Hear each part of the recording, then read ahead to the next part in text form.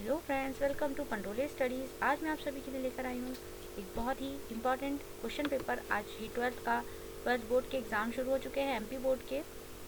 आज के इस पेपर में मैं आज आपके साथ twelfth board exam higher secondary मुख्य परीक्षा 2022 का हाई सेकेंडरी एग्जामिनेशन मेंस 2022 का इंग्लिश का अंग्रेज़ी का क्वेश्चन पेपर शेयर करने वाली हूँ। जो आज इस एग्ज़ाम में आया है वो क्वेश्चन पेपर मैं आज आपके साथ शेयर करूँगी। इसमें टोटल 15 क्वेश्चन है, 12 पेजेस का है ये पेपर। इसका टाइम टेकिंग है, 3 घंटे का पेपर है ये, और इसमें आपको पूरे 80 मार्क्स मिलेंगे अगर आप ये पेपर पूरे अच्छी तरह से सही करते हैं। तो मैं आज आपके साथ ये पूरा पेपर शेयर करूंगी और इसके आंसर्स भी आपको पढ़ के बताऊंगी। आप ऐसे ही वीडियोस के लिए पंडोले स्टडीज़ को सब्सक्राइब करके बेल आइकन को हिट कर लीजिए ताकि मेरे वीडियोस जब भी अपलोड हो इसकी नोटिफिकेशन सबसे पहले आपके फ़ोन में आए और आप लोग इसके ज़रिए तुरंत ये जान पाएंगे कि आपके पेपर में कितने नंबर एकदम करेक्टली सही आए हैं। तो चलिए शुरू करते हैं सेक्शन ए से, जिसमें हमें रीडिंग स्किल्स के रीड करके ही आंसर देने होते हैं। Question number 1, read the following passage carefully and answer the question given below. अब इसका पैराग्राफ मैं आपको पढ़ के बताऊंगी और इसी पैराग्राफ से हम आंसर इसके नीचे के सॉल्व करेंगे। Life is a struggle, we live in deeds and not in years. If we rest we rust, if we work, we shine like jewels.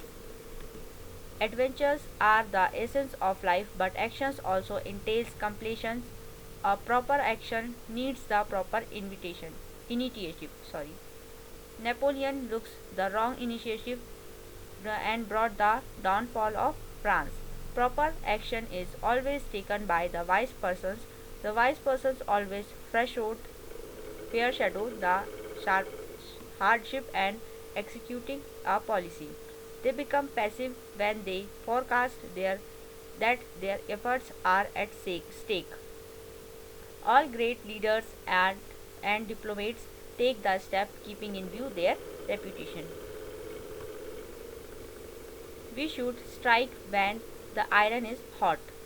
Some persons take a step haphazardly with the result that they lose the opportunity to thus they are treated as fools. Angels are wise, people are very particular about their actions.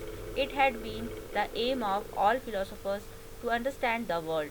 After understanding, they move very gradually and not like fools who plunk into the situation without contemplation. So guys, ये paragraph यहाँ पे ख़त्म हो जाता है। इसके अब हम क्वेश्चंस देखेंगे। Select the right one from the following. पहला क्वेश्चन है, according to writer Napoleon act wisely. Second is adventure are not essence of life. Third is we may shine like metals. And fourth is leaders are diplomats act keeping in view of their reputation. So इसमें से जो भी सही है हमें उसका answer देना है। सो गाइस, हमने देखा कि नेपोलियन एक्ट वाइजली नहीं, ये गलत स्टेटमेंट है। Adventures are not essence of life, ये भी एक गलत स्टेटमेंट है। अगर ये नॉट नहीं लगा होता तो ये सही स्टेटमेंट होता। और if we may shine like metals, so ये भी एक गलत स्टेटमेंट है। हमें जो दिया है उसमें है we may shine like jewels.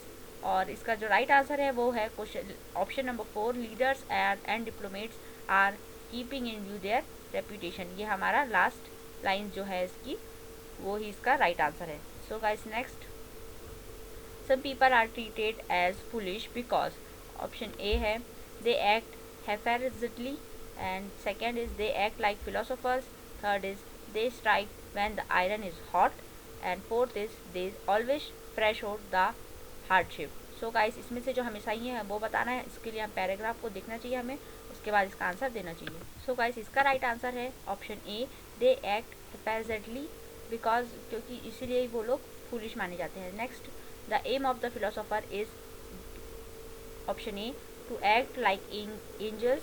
Second option, to act like Sant.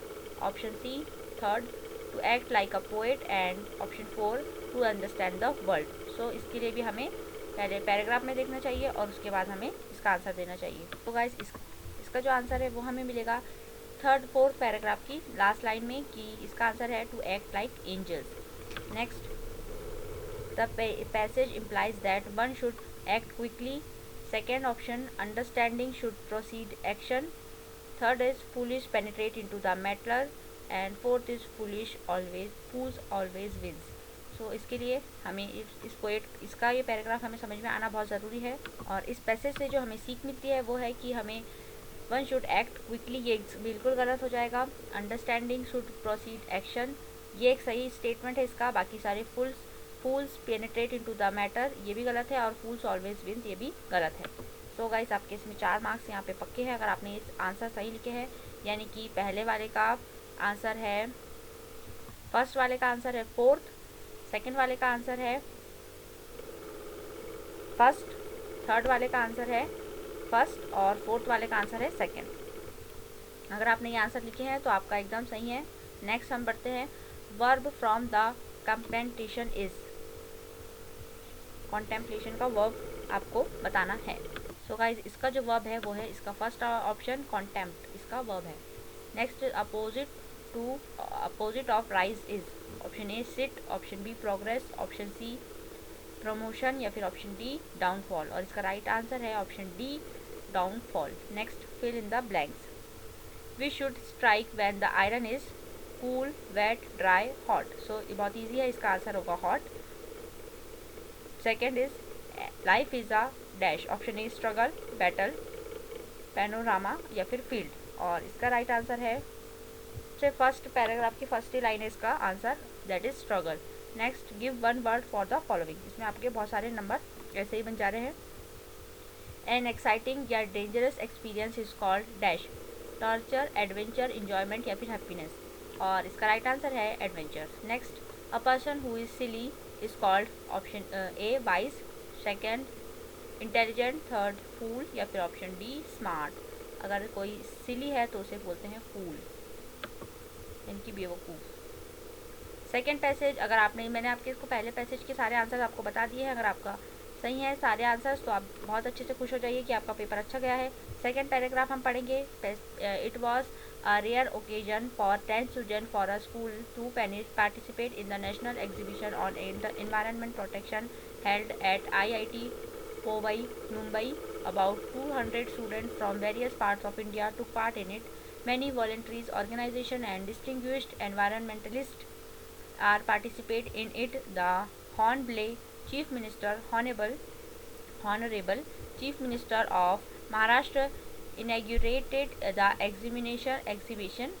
The leading themes of the exhibition were the protection of our forest wealth, keeping our rivers and lakes pollution free, the hazards of air and sound pollution. The biggest draw of the exhibition was the selection of section on Himalayas. The exhibition evoked a spontaneous response among the local people, especially the students. So guys, ये next passage है, इसके लिए आपको 2 question answer देने हैं। Make note on the above passage in points.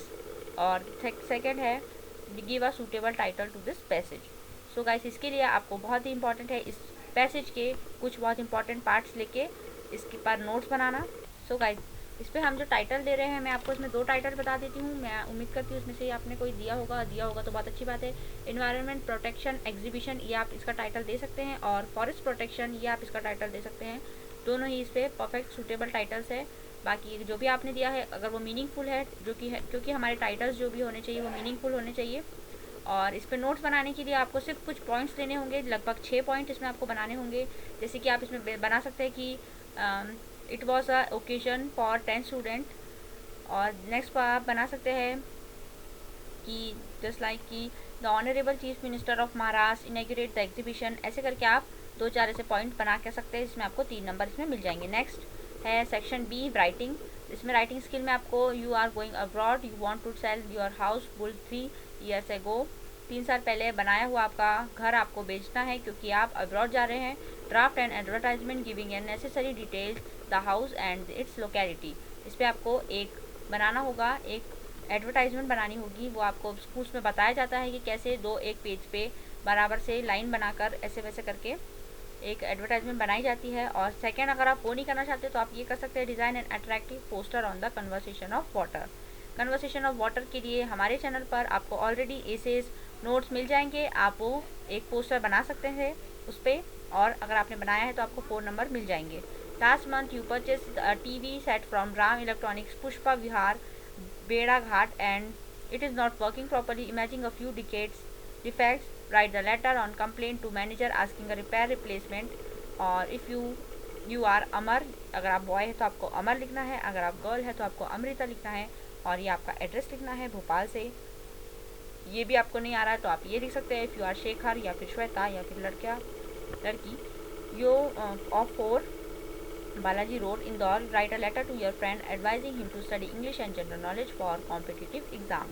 आप इन दोनों में से कोई भी एक चीज़ लिख सकते हैं। आप ऐसी चीज़ों के लिए पंडोली स्टडीज़ को सब्सक्राइब कर लीजिए, क्योंकि पंडोली स्टडीज़ पे आपको ये सारी चीज़ें यहाँ पे अवेलेबल है।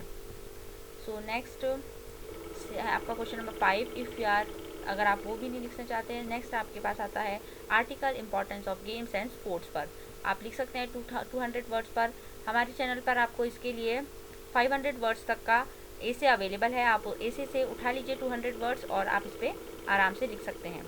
Next is section C, that is grammar section. ये 5 बहुत अच्छे मार्क्स इसमें मिल जाते हैं आपके थोड़े से ग्रामर के लिए। फिर the blanks choosing the correct option, any 5 आपको करना है। मैं आपको सारे बता दूंगी, और जिसमें से आपके कोई 5 सही हैं तो आपको बहुत अच्छे से 5 मार्क्स मिल जाएंगे। देखते हैं। आई have scene dash lot of places. Option A है ऑल, ऑप्शन बी है ए, ऑप्शन सी है एन, या फिर ऑप्शन डी है द। और इसका राइट आंसर है option B a, I have seen a lot of places. Next second is I prefer tea dash coffee.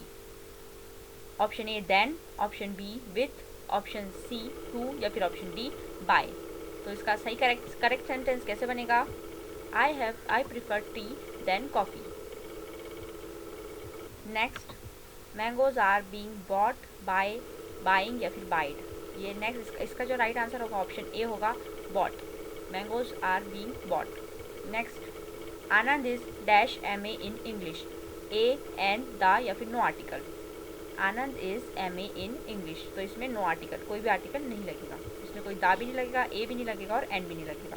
Next, have you dash complain against us, much, many, some या फिर any. Have you any आएगा इसमें, सम या फिर much भी नहीं आएगा, many भी नहीं आएगा, एनी आएगा। ठीक है, have you any complain with us, against us. Next, he is poor dash honest. अब इसके लिए क्या आएगा? एंड, बट, और या फिर nor. He is poor but honest, वो गरीब है लेकिन वह ईमानदार है। नेक्स्ट 7वां, we dash follow the rule of traffic, must, shall, will, need.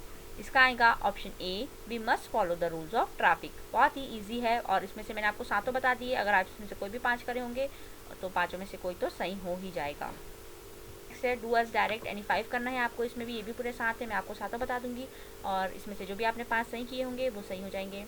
2 sentence है ऑप्शन पहला क्वेश्चन में, the boy is my cousin. Second is the boy is wearing a red T shirt. Rewrite the pair of sentences using who. Who is my cousin, who is wearing a red T shirt. Next is his brother is very studious, he really finds some time for entertainment. Combine the pair of sentences using so that. इसके लिए हमें so that का use करना होगा। His brother is so studious that rarely finds some time for entertainment. ये आपका लिखना होगा आपको। आप लोग, मैं बोलती हूँ, एक और बार बोल देती हूँ, आप लिख लीजिए। His brother is so studious that he finds some time for entertainment. Rarely find time for entertainment. Next is her pen put ink some she in. Rearrange the word to make a meaningful sentence. इसके लिए आपको ये सारे words को एक ऐसा arrange करना है कि एक मीनिंगफुल यानी कि मतलब वाला कोई सेंटेंस बन सके। अब मैं आपको इसका बता देती हूँ, आप इसे कॉपी कर लीजिए, मतलब लिख लीजिए। मैं बोलती हूँ she put some ink in her pen. She put some ink in her pen. So next, 4th, Neha said I want to open this bag, change into indirect speech. यही सेंटेंस को आपको इनडायरेक्टली बोलना है। Neha said that she wanted to open this bag, ये आपने इसे बोल दिया इनडायरेक्टली। कैसे बोलेंगे? Neha said that she wanted to open this bag. Next, as soon as the boys saw the principal they become silent. अब इसका क्या करना है? Rewrite using no sooner than. Next, मैं आपको बता देती हूँ कैसे बोलना है इसे। अब लिख लीजिए, no sooner than they saw the principal they become silent. आप लोग लिख लीजिए, no sooner than they saw the principal they become silent. Next is they are flying kites. इसको चेंज द वॉइस करना है, इसके हमको नेगेटिव वॉइस बनाना है। तो सेकेंड, बनाना होगा। The kites are not flying. इसका नेक्स्ट है the kites are not flying. Next 7th वाला, we live here since 1952। Supply the correct word from verb form. इसमें हमको जो दूसरा वर्ब फॉर्म जो सही होगा वो लगाना होगा। सो गाइज इसका राइट आंसर है, आप सभी लिख लीजिए, we are living here since 1952। So guys इसी के साथ हमारा ग्रामर सेशन यहाँ पे खत्म हो जाता है। अब हम सेक्शन डी पे चलेंगे। Read the following extract carefully and answer the questions given below it. इसमें हमें वैसे ही करना है, पहले पूरा पैराग्राफ पढ़ना है और उसके आंसर्स देने हैं। तो मैं आपको आंसर्स बता देती हूँ। Who came to meet Gandhi ji. अगर आप ऐसे सोच रहे हैं कि ऐसा कर लेंगे तो ऐसा बिल्कुल नहीं हो सकता, आपको पहले से पढ़ना होगा अच्छे से। तो चलिए पढ़ते हैं। When I first visited Gandhi ji in 1952 at his ashram in Sevagram in central India, he said, I will tell you how it happened. And then I decided to ask the Department of British in it was in 1917. He had gone to December 1916 annual convention of the Indian National Congress Party in Lucknow. There were 2,301 delegates and many visitors. During the proceeding, Gandhi recounted a present came up to me looking like any other present in India, poor and emaciated, and said, I am Rajkumar Shukla, I am from Champaran and I want to come to my district. Gandhi ji had never heard of the place. It was the foothills of the towering Himalayas near the kingdom of Nepal. So guys, अब हम इसके answers दे पाएंगे। Who came to meet Gandhi ji? Option A Raj Mishra, option B Rajkumar Shukla, option C Shri Ram Narayan Shukla, या फिर option D Ram Lakhan Mishra. और इसका right answer आपको यहाँ मिल जाएगा राजकुमार शुक्ला। सो गाइस इसका राइट आंसर है option B Rajkumar Shukla. Gandhi ji had gone to the annual convention of Indian National Congress party in 1916। इसका ऑप्शन सी है right. Where is Champaran situated? In the foothills of the towering Himalayas, near China, near Sri Lanka, in the foothills of Aravalli. So इसका right answer option A है। Gandhi ji had never heard of Champaran, true और false? It is the truth. How many delegates are were in annual conversion of Indian Congress? So इसका right answer है 2301, यानी option D. So guys इसी तरीके से आपको next पढ़ना होगा। Read the following extract carefully and answer the question given below. इसमें भी आपको ये पढ़ना होगा और इसके आंसर्स देने होंगे। Which day is describe in the above extract? So इसमें फ्राइडे है। Who was sitting beside the speaker of the poem? Her mother, her father, her sister या फिर हर ब्रदर? सो इसके लिए हमें पढ़ना ज़रूरी है। सो हर पेरेंट्स यानी कि हर मदर या father. Give the opposite word to the soon. Soon मतलब होता है बाद में, सून का होगा अर्ली। सून, वेरी सून, या फिर सून यानी होता है अर्ली। सो इसका अपोजिट वर्ड होगा लेट। सॉरी मैंने गलत बोल दी थी पहले। Read the following extract carefully and answer the given below questions. So इसी तरह से आपको ये भी करना होगा जैसे मैंने आपको फर्स्ट बताया, आपको SSBB वाला भी करना होगा। उम्मीद करती हूँ आपसे ने सभी अच्छी तरह से किए होंगे। अब आपको नेक्स्ट क्वेश्चन आएगा, question number 10। Answer any 5 of the following questions in about 30 words. ये भी 2-2 मार्क्स के क्वेश्चन है, पूरे 10 मार्क्स इसमें आपको मिलेंगे। इसके लिए आपको पढ़ाई करनी ज़रूरी होती है क्योंकि इसमें आपको एग्ज़ाम का पेपर में इसमें कुछ हेल्प नहीं मिल पाएगी। सो अगर आपको ये क्वेश्चन आंसर्स याद होंगे तो ही आप इनके आंसर्स लिख पाएंगे। इसमें आपको क्वेश्चन नंबर 11 में आपको 2 क्वेश्चन करने हैं 3 मार्क्स के, 3 क्वेश्चन करने हैं 2 मार्क्स के, तो आपको 6 मार्क्स मिलेंगे। फिर क्वेश्चन नंबर 12 में इसमें आपको 2 क्वेश्चन करने हैं 2 मार्क्स के। क्वेश्चन नंबर 13 में भी आपको 2 क्वेश्चन करने हैं 3 मार्क्स के 75 वर्ड्स में। क्वेश्चन नंबर 14, 15 में आपको 75 वर्ड 2 क्वेश्चन में से कोई एक क्वेश्चन करना होता है।